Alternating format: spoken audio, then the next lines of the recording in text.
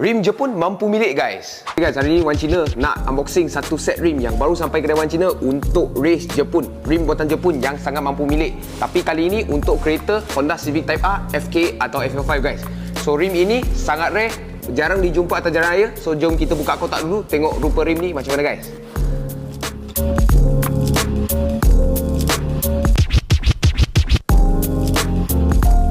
Okay guys, inilah rupa rimnya, rim yang mampu milik iaitu model Versus VT125S. Bukan kapcai tetapi rim 125. Okay, so kita boleh nampak design dia sangat cantik. So kita cakap dulu spek dia ialah 18x9.5 offset 38 yang spek untuk FL5 atau FK8 banyak orang cari sekarang. Yang 40 lebih sekarang dah sangat kurang orang cari sebab orang nak 38 nampak lagi flash, nampak lagi meaty. Okay, kita boleh nampak concave dia berapa cantik. Wan Cina personally sangat-sangat suka rim ini sebab dia concave memang masuk ke dalam.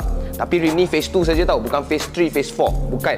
Okay, so keunikan dia ialah warna dia yang pertama, sebab kod nama dia ialah E8S. Dia lain sikit daripada CE28 tu MM, tetapi kita boleh nampak warna dia lebih kurang sama dan juga sangat cantik, macam hyper black yang sangat cantik ni.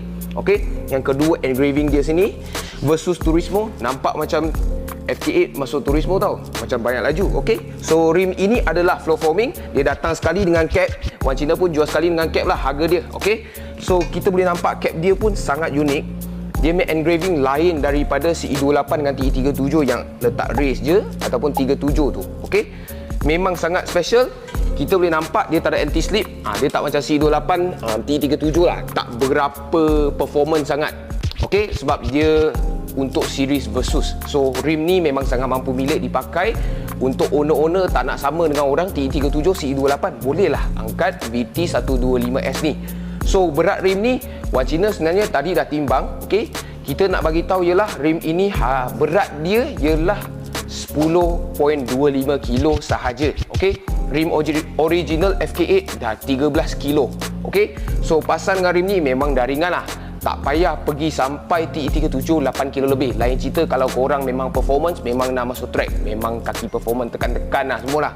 Okey, so rim ini memang dah cukup cantik. Harga dia mampu milik. Untuk kaki-kaki tak nak tukar AOW, nak tukar rim Jepun, bolehlah angkat rim ini. Sangat cantik. Ready stock dekat kedai Wan Cina. Kalau korang nak cari rim ni, boleh cari kita orang. Okay, so itu sahaja untuk video kali ni. Kalau korang suka video kali ni, tolong like, share dan komen kat bawah apa yang korang tengok seterusnya. Nak tengok seterusnya, macam biasa, cari rim, cari Wan Cina. Thank you guys.